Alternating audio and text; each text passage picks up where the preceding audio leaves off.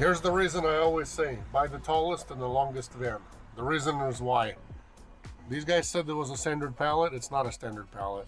It's not often that the dims are the same. It's always something fishy, something weird, something different. So, as you can see, my van is 72 inches tall. It's 6 feet tall in the door entrance. These two boxes were at the top, so it would have made it 72, 89. So this is like 90 tall. It was somewhere around there. So I took some of it off to get it in. And like I've been always saying to you guys, if you don't already have a van, if you're planning to buy one, only buy the longest and the tallest. You never know what you're going to run into. You never know how far a deadhead you're going to have to get to your pickup. You know, sometimes our guys travel 500 miles to get to pickup. And when they get there, if your van is not long enough or tall enough for this thing, sorry, what's going to happen? They're just going to give us a bare minimum of whatever they give. Some give $75 for a dry run, some give $100, some maybe $125 if you get lucky, and that's it. Mostly it's something stupid and cheap. So always have the longest, tallest van available. That way you have the best chance of the load fitting, because it's not always what they say it is. Anyways, this was they gave it to us, then they took it away, said they need a reefer, and then they came back and said, hey, apparently this stuff is good for 5 days to be frozen like this. Who knows how long it's been sitting for, whatever. But as long as it doesn't stink, I'm okay. These two boxes are going to go under my bed. And, you know, that piece right there, I'm going to go ahead and tie everything up and be on my way. They also changed, they added $100 and changed the delivery to be tomorrow morning instead of direct. So I'm not going direct anymore. I'm going to wait till about 6:30 and then head out of town. Strapping everything in and getting out of the shipper. So we have a lot of people messaging, emailing about wanting to sign up, wanting to do this job. And it's all fine, but you guys got to realize that not every single van is outfitted to do this job. What that means is, if you want to have the most amount of chances to get a load, the biggest chance, there's a few things that have to happen. First of all, you got to have the biggest and the tallest vehicle available. So if you're, if you're thinking that you can do this job in in one of those Nissan little minivans that can take one pallet and that's only 48 high and the door opening, guys, that limits our chances with, weight wise as well as dimension wise. And just like with this load right here, I just picked this thing up.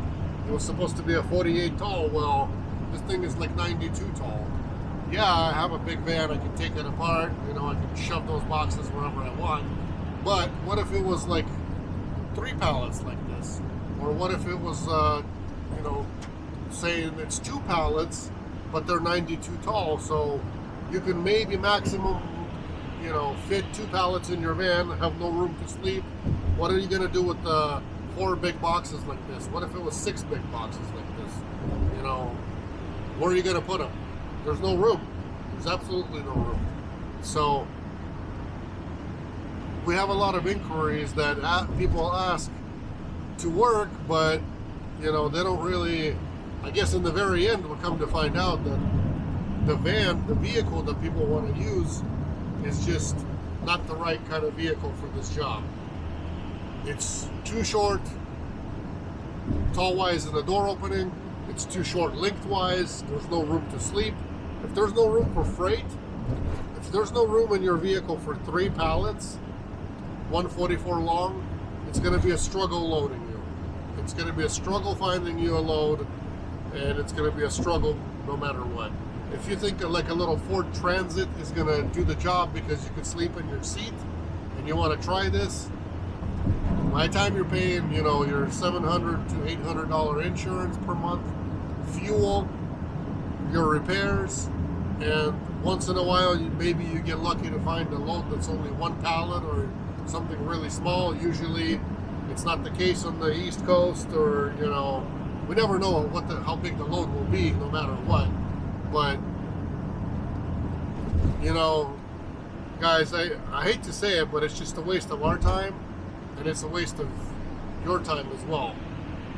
If you do not have a van that's like at least 60 tall in the door, somewhat of a medium height roof is what you got to look for. Preferably 72 tall, but you know, at least 60, 68 tall, whatever. ProMaster is the same way. Same with the Ford Transit, but not like Ford Connect, not like, you know, these other Ford vans that are only 48 tall in the, you know, in the opening, and you can only fit 2 pallets in there. Guys, that's a big waste. It's a big waste for you to even try this. Honestly, it's a waste for you to fill out our packet, because it's a waste. You're going to be standing around for days on end waiting for a load, and then, you know, end up not even, I don't know, it's not worth it. You know, please take my advice. Don't think that a van like that is going to get you, you know, the kind of revenue that you want, or the kind of load that we're able to load you with, because, you know, those kind of vans, those are just, I call it a courier vehicle. And we're not couriers, you know, we're hotshotters.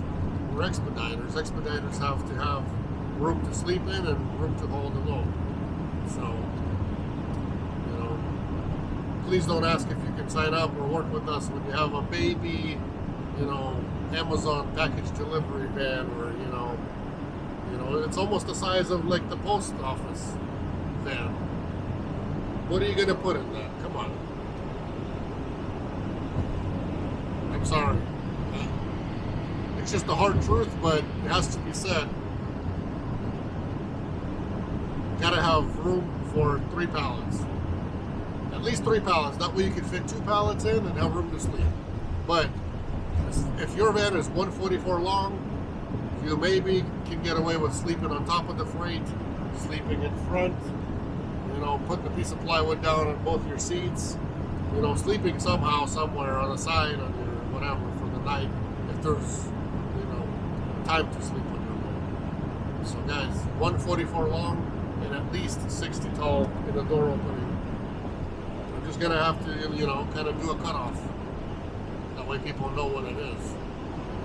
At least 12 foot long, please.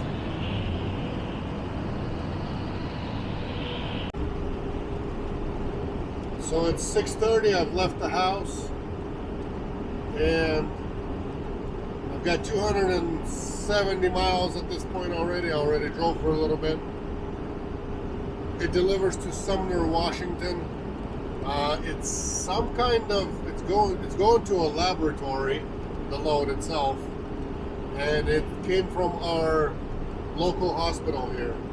So it's something that goes to the labs, and got picked up at Sacred, or what did it say? Is it Sacred Heart? I think it said Sacred Heart on one of the boxes. Anyways, one of our local hospitals.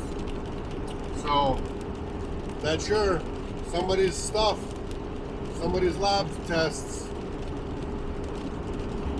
is what it is.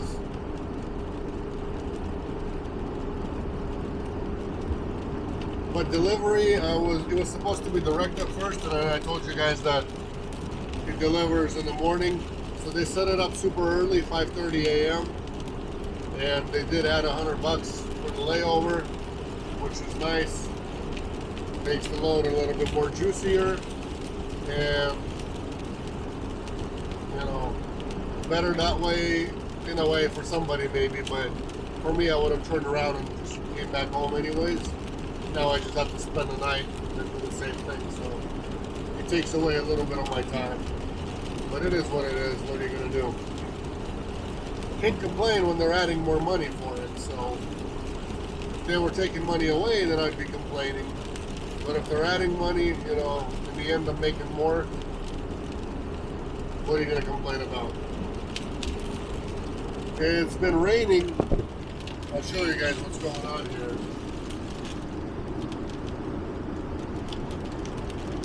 That's what it's looking like now. It rained hardcore about 10 minutes ago. Now it's now it's just kind of here and there. I did check the pass. Pass seems good. For now, it was just rain, no restrictions of any kind. So that's satisfying. We're just gonna keep on trucking, guys. Keep on trucking. Hopefully, the weather will be okay tomorrow. That way I can, I don't know about Sumner though. I tried flying the drone last time I was in Renton, Washington, Kent and Renton. It wouldn't let me take it up, so it's got airport on top of airport on top of airport, hospitals in between that use aircraft. Oh, here comes the rain. Hospitals that use helicopters, so it's a no-go on the flying over there. I'm not sure how Sumner will be. We'll see. Maybe after I unload, we can throw a drone up in that area. I got it with me, so if the weather permits it, we'll be trying it.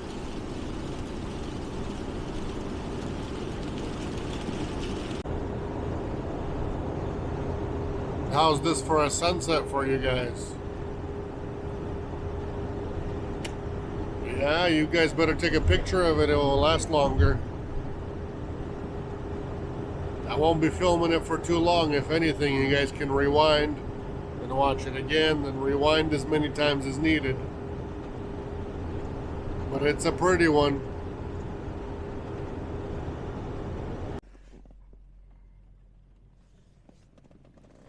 So it's about almost 11 o'clock at night. I've made it on site. I'm sleeping in the parking lot here, guys, and delivery is at 5:30 a.m. so I hope these guys are going to be open. Not many places in Washington state are open this early, so I guess we'll see if they were correct or not. But for now, I am going to bed. I got 2 reefer trucks behind me in the street parked with the reefers on. It's so annoying. And I don't feel like sleeping somewhere else. There's really, if I get bothered by security, I can at least show them my paperwork and tell them, hey, I'm, supposed to be unloading here first thing in the morning. Might get away with staying here, might not. There's nobody else here, it looks like, so I'm the only guy. I guess we'll find out.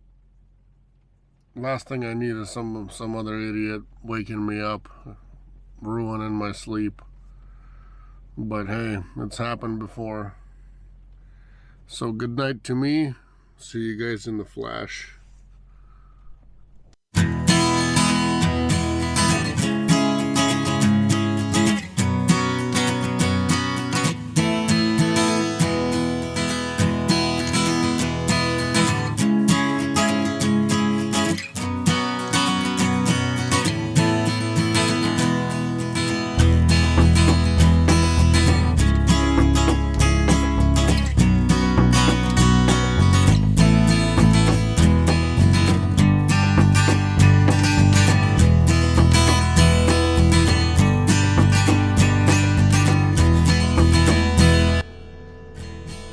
So, as you guys can see, I'm empty.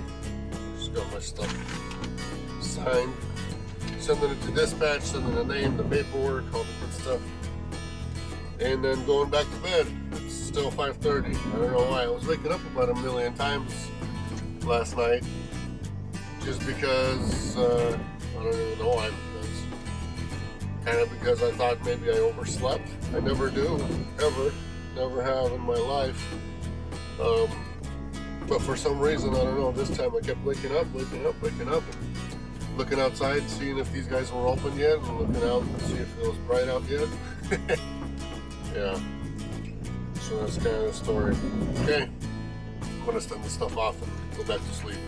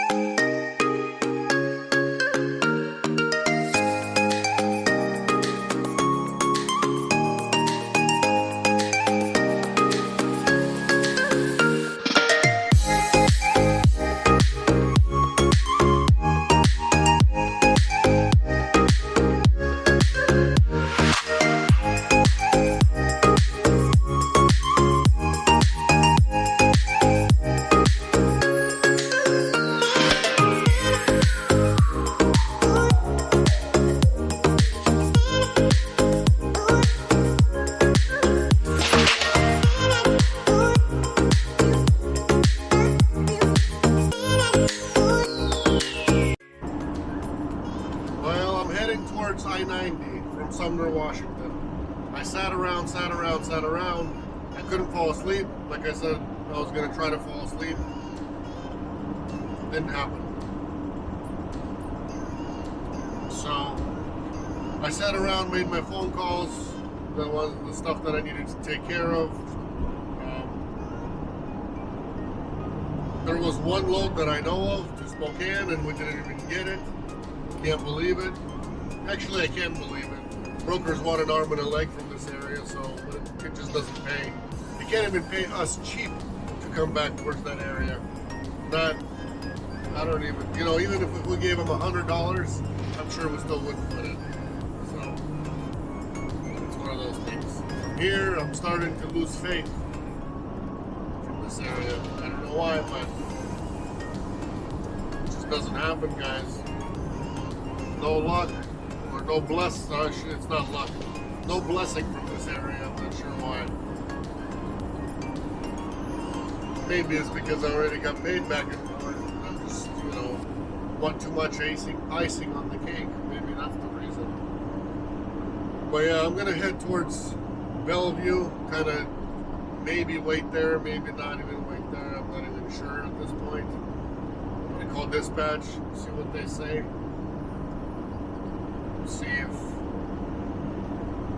See if it's worth it to stand around, see what else came out, what didn't come out, I mean, obviously I am only waiting for something local.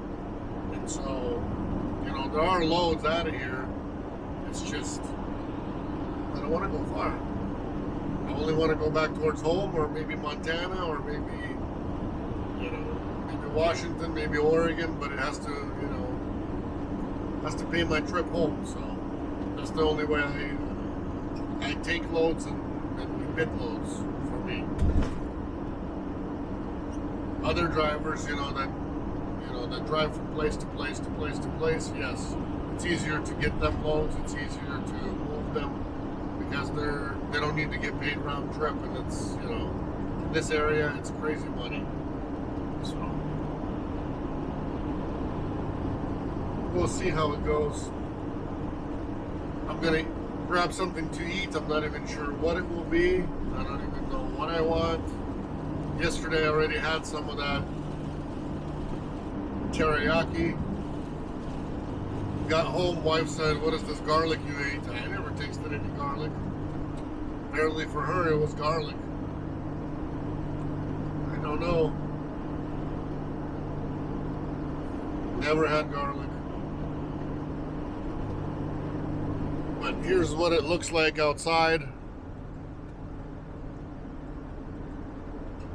Rain, rain showers. It's not like hardcore rain right now, but rain showers right now as I'm passing through. So yeah. Continue on Valley Freeway. It is warm. It's like 49 degrees, guys, so that's the nice part.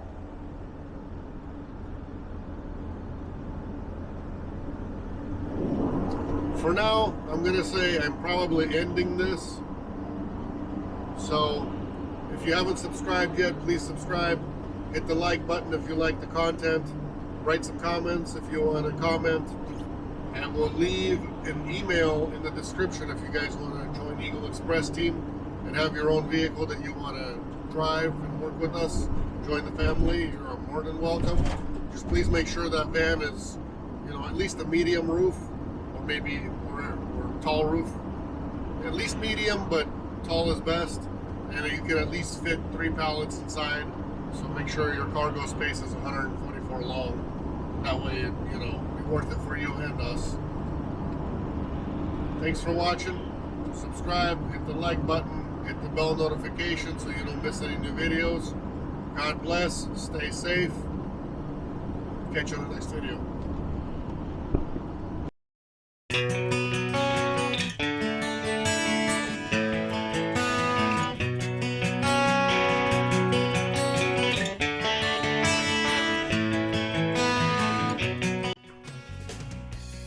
What do you guys think about Fred Meyer sushi?